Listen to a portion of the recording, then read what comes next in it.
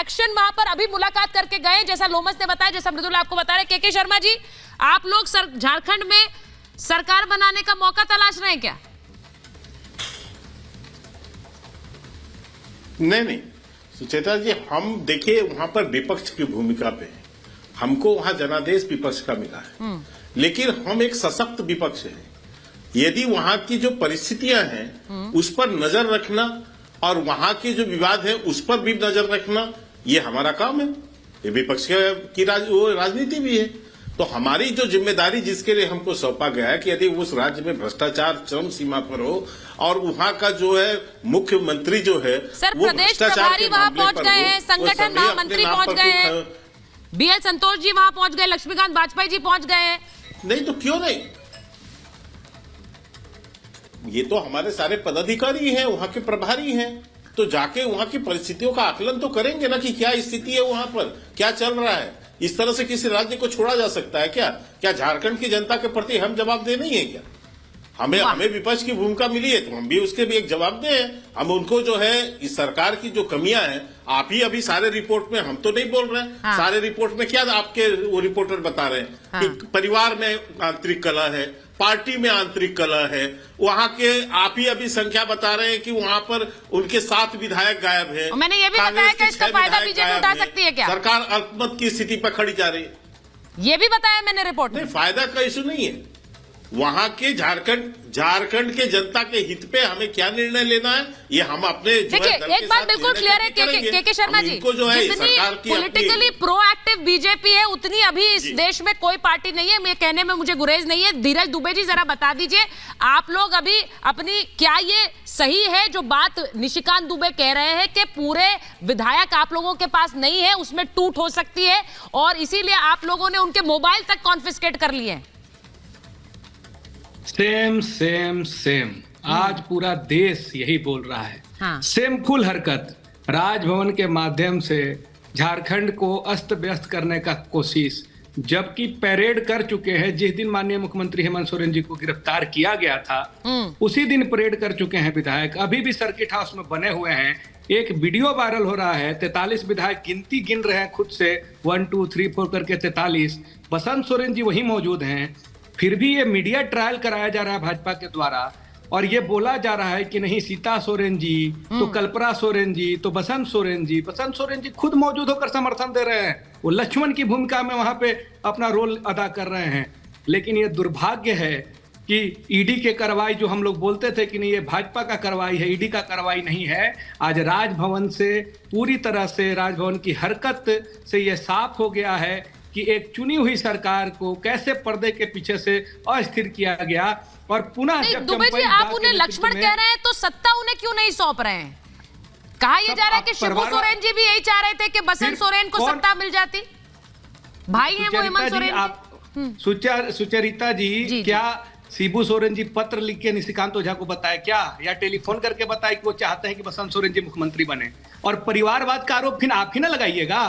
Sir, हमारी party ने तो एक साथ 2 मैसेज दे दिया कि लीजिए, आप जो हल्ला करते थे परिवारवाद, चंपईदा मुख्यमंत्री बनेंगे तो खुश होना चाहिए, फिर आप इस चिंता में क्यों हैं कि सीता सोरेन जी बनेंगी कि बसंत सोरेन जी बनेंगी? बहुत बढ़िया बात है सर। मैं तो ये कहूंगी कि आपने चंपई सोरेन का चेहरा आगे करके एक पंथ 2 काज कर लिया है, क्योंकि वहां पर ये पता है कि जिस दिन हेमंत सोरेन या परिवार का कोई व्यक्ति दावा ठोकेगा वो हट जाएंगे उनके, ये चंपई सोरेन के बारे में कहा जाता है। और दूसरी परिवारवाद की छवि भी, परिवारवाद की छवि पर भी आप लोगों ने हमला कर दिया। ये अच्छी बात है सर, ये अच्छी बात है, लेकिन क्या, लेकिन एक सेकेंड, आप थोपिए मत ना। हम तो कल भी एक बार और डिबेट में मैं बोला कि आप थोप नहीं सकती हैं कुछ चीजों को। नहीं, मैं कहा जो होगा वो आपके सामने मैं कुछ नहीं थोप रही हूँ। मीडिया पिछले दिन डिबेट पर थे तब आप कुछ ऐसा कह गए थे कि आप खुद गिर गए थे। एकदम निष्पक्ष रहिए, ना, उस दिन आप खुद गिर गए थे। आपने कहा था पार्टी जायदाद वाली बात कह दी थी, मैं उसे दोहराना नहीं चाहती हूँ। सीएम पद को जायदाद कह दिया था आपने, मुझे याद है अच्छी तरह, मेरे व्यूअर्स को भी याद होगा।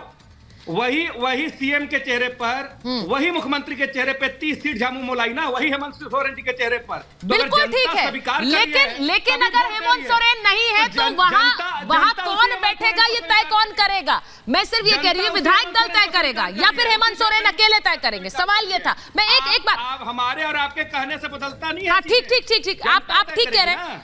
मैं एक बार मैं जरा स्टूडियो में आना चाहती हूँ। जरा मुझे बताइए अवधेश जी, मैं भाटी जी के पास जाऊं उससे पहले जरा ये बताइए, जो इन्होंने बात कही वहां पर इस वक्त संभावनाएं क्या दिख रही हैं? राज्यपाल नहीं बुला रहे हैं, वहां बीजेपी ने भी अपने प्रोएक्टिव होकर अपने नेता उतार दिए हैं और इस वक्त वो इंतजार कर रहे हैं जेएमएम के हमें बुलाए।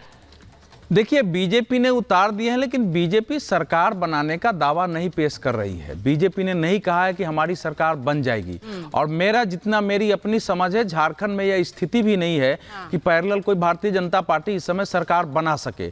लेकिन विपक्ष की पार्टी है, वहां अगर एक अस्थिरता किसी कारण से आई है तो वहां तो वो एक्टिव तो रहेगी।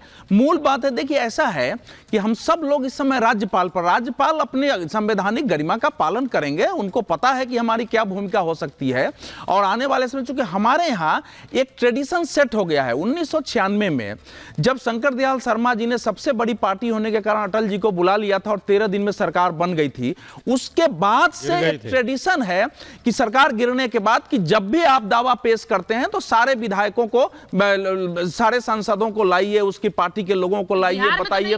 नहीं, बिहार में तो नहीं किया। तो सुनो ना, बिहार में इसलिए नहीं किया कि बिहार में एनडीए की सरकार पहले से थी, बीजेपी और उनकी सरकार थी, वो छोड़ के चले गए थे और फिर वापस आ गए। नहीं, कन्वीनियंट नहीं, यही फैक्ट है कि अगर छोड़ के वो आ गए हैं और बीजेपी कह रही है कि भाई हम फिर से सरकार में साथ है, तो वहां काउंट नहीं करना है, क्योंकि बीजेपी के पास अकेले इतनी बहुमत है।